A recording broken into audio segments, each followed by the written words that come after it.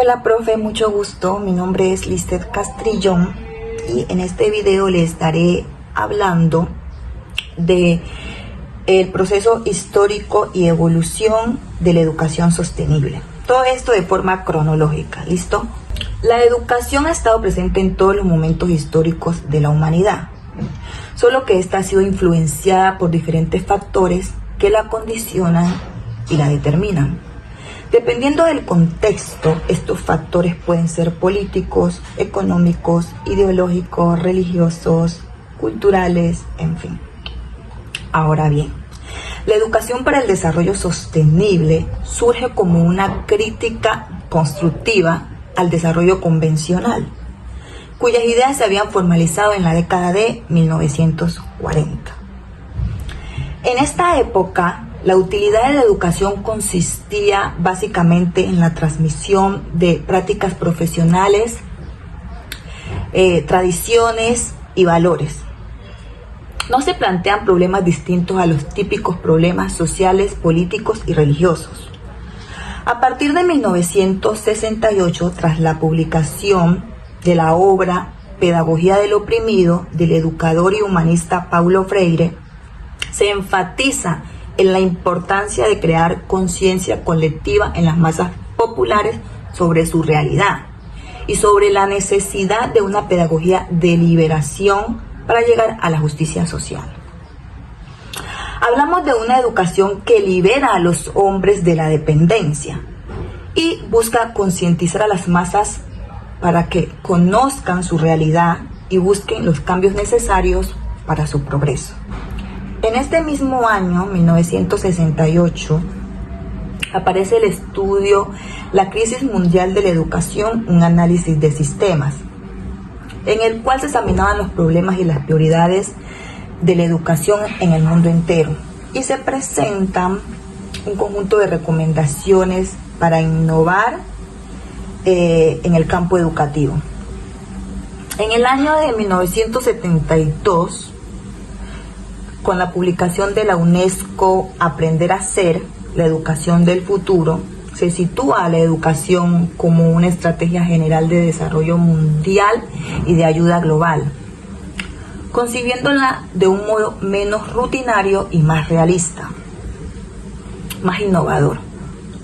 En este informe se definieron las finalidades nuevas que asignan a la educación la transformación rápida de los conocimientos y de las sociedades, las exigencias del desarrollo, las aspiraciones del individuo y los imperativos de la comprensión internacional y de la paz, y de presentar sugerencias en cuanto a los medios conceptuales, humanos y financieros a movilizar para alcanzar los objetivos fijados.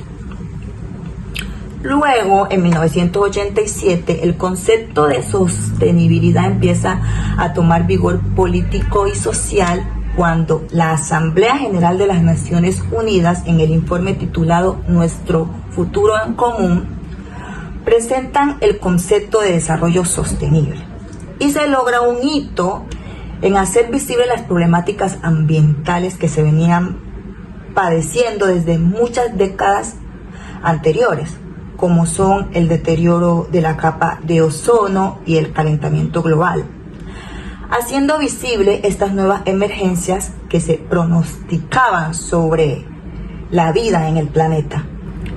Luego, en 1973, el concepto de sostenibilidad empieza a aparecer en producciones literarias, como en la del profesor alemán Ernst Friedrich, en una publicación titulada Lo pequeño es hermoso, donde hace una crítica al modelo económico occidental por ser insostenible.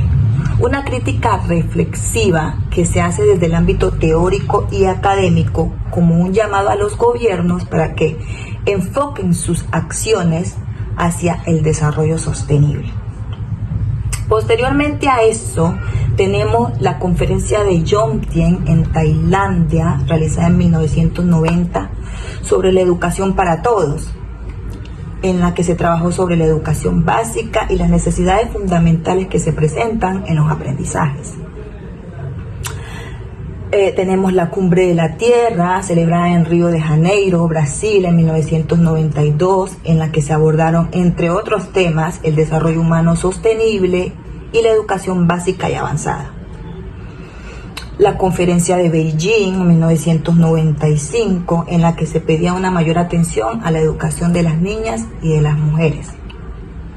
Estos documentos mencionados, más las informaciones recabadas por otras vías, permitieron a la comisión contar con un constructo teórico y un conjunto de proposiciones que se constituyeron en precedentes valiosos para el trabajo de la comisión y la elaboración de su informe.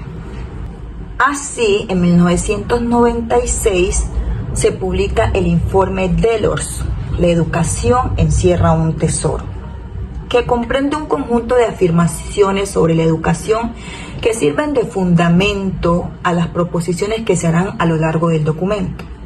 Entre esas proposiciones tenemos, por ejemplo, que la educación constituye un instrumento indispensable para la humanidad o para que la humanidad pueda progresar hacia los ideales de paz, libertad y justicia social.